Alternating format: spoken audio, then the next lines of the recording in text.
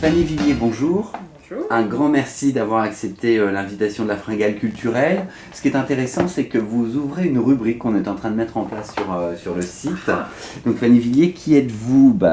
Vous travaillez aux éditions Pygmalion et nous donnons maintenant la voix aux professionnels de l'édition, de façon à ce que ce soit, voilà, les auteurs ont leur part, ce sera bien aussi de parler d'un peu de ce qui se passe au niveau de l'édition. Et chez vous, il se passe plein de trucs. Plein de choses. Que se passe-t-il chez Pygmalion? Il y a un changement de logo, il y a plein de choses. Un changement de logo, un changement de ligne. Il se passe que Pygmalion a 40 ans cette année. Donc voilà, 40 ans, un bel âge, l'âge de tous les possibles, comme on aime à le dire. Et on a profité un peu de cet anniversaire, de la venue aussi de Florence Letin, notre nouvelle directrice éditoriale, pour faire un vrai lifting à Pygmalion, lui donner un nouveau logo, un nouveau visage. Maintenant, les deux visages qui sont un peu emblématiques de la collection regardent dans la même direction. Et c'était important pour nous de faire ce changement. Et puis, nouvelle ligne éditoriale aussi. On retrouve un peu l'audace de Pygmalion à ses débuts.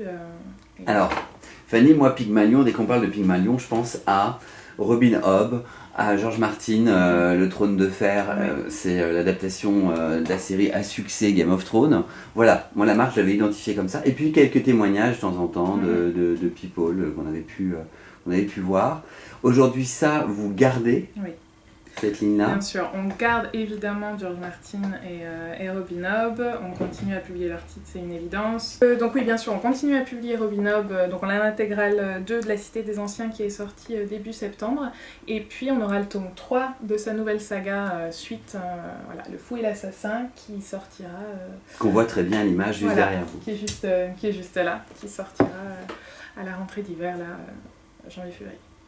Bon, génial. Et donc, c'est surtout pour ça qu'on vient vous voir. Parce qu'aujourd'hui, là, j'ai un petit programme dans les mains, quand la littérature devient glamour. Donc, il y a quand même une envie de rendre les choses peut-être un petit peu plus roses.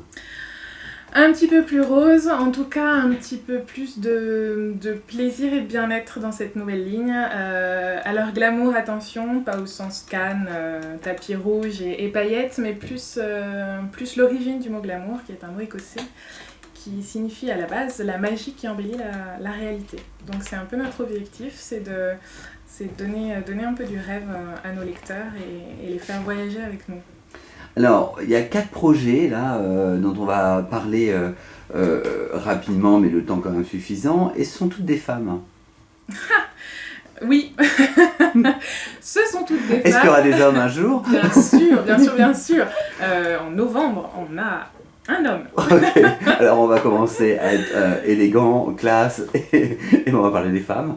Marie Pavlenko, La mort est une femme comme les autres. Oui. Une auteure qu'on invite aussi, nous, sur la Fringale culturelle, que les internautes pourront découvrir et entendre. Vous nous en parlez un petit peu? Alors, ça c'est un petit bijou, effectivement, c'est le premier de notre renouveau. Donc Marie Pavlenko est une auteure qui a déjà... largement acquis ses lettres de noblesse, mais plus en jeunesse. Et là, elle commet son premier roman pour adultes, qui est une vraie comédie sociale savoureuse, où on suit les tribulations de M, la mort, qui est en train de faire un burn-out, parce qu'elle n'en peut plus. Ça fait des décennies, ça fait depuis la nuit des temps qu'elle fauche, et là, elle en a marre.